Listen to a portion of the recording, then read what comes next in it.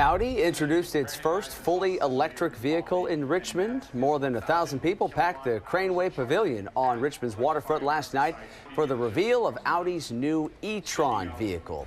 Audi describes the e-tron as a sporty premium SUV that combines comfort and luxury. For more on Audi's announcement and the state of the electric car marketplace, we're joined now by Wall Street Journal tech and auto reporter Tim Higgins. Tim, thanks for being here today. So Audi's getting in the game here. They had their big announcement there in Richmond. What do you think is going to make the e-tron stand out from the crowd? Well, it comes from Audi. So this is a major global brand with a dealer network across the U.S., experience making a lot of cars on an annual basis, really taking it to Tesla, which, while it has shown that it can create a luxury brand, hasn't quite proven that it can mass make vehicles or handle the challenges that come with having to repair them across the country. So do you think that a company like Audi with a car like this one here is really going to be able to give Tesla a run for their money?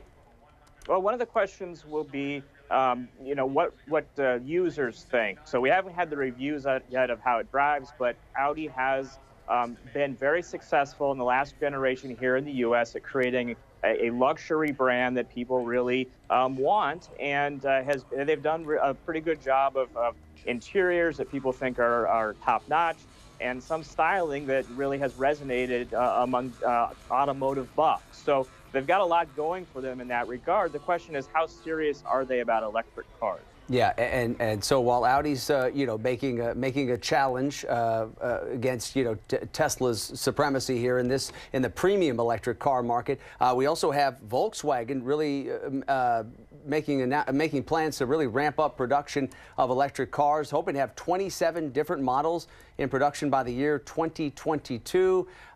We know about the company's 2015 emissions scandal. Is Volkswagen now kind of banking on electric cars to save the brand? Well, for Volkswagen and Audi, this is kind of a period in time where they're trying to show that they have turned a new leaf and are going green, if you will, with these commitments for the electric vehicles. Part of this is driven by tougher emission standards here in the U.S., but also in China, which is a major automotive market for the world. And Chinese government is requiring more, or really pushing the industry towards electric vehicles as a solution for their pollution problems. So because of that, there's a greater interest in these car companies in doing electric vehicles, and they look at Tesla having the ability to create a luxury brand that people want to buy, and they're saying, hey, we got to compete like that.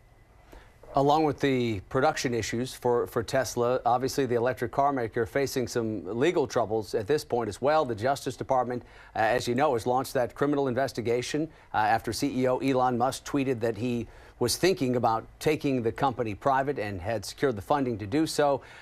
Tesla hoping that this is all going to be resolved quickly. What do you think the outcome of this investigation is? Well, it's probably not going to be resolved very quickly. These things tend to take time. We know that the SEC is investigating on the civil matter, and now we've got the DOJ, which is probably a criminal investigation. These things take some time and are a big distraction for Tesla. You have to remember, we're still in this period where they're still trying to show that they can consistently make 5,000 Model 3s on a weekly basis. They need to hit those numbers regularly to generate cash and try to turn a profit in this quarter, and that quarter ends at the end of the month. Yeah, a lot of pressure on CEO Elon Musk here. That is Wall Street Journal tech and auto reporter Tim Higgins. Appreciate your time today, Tim.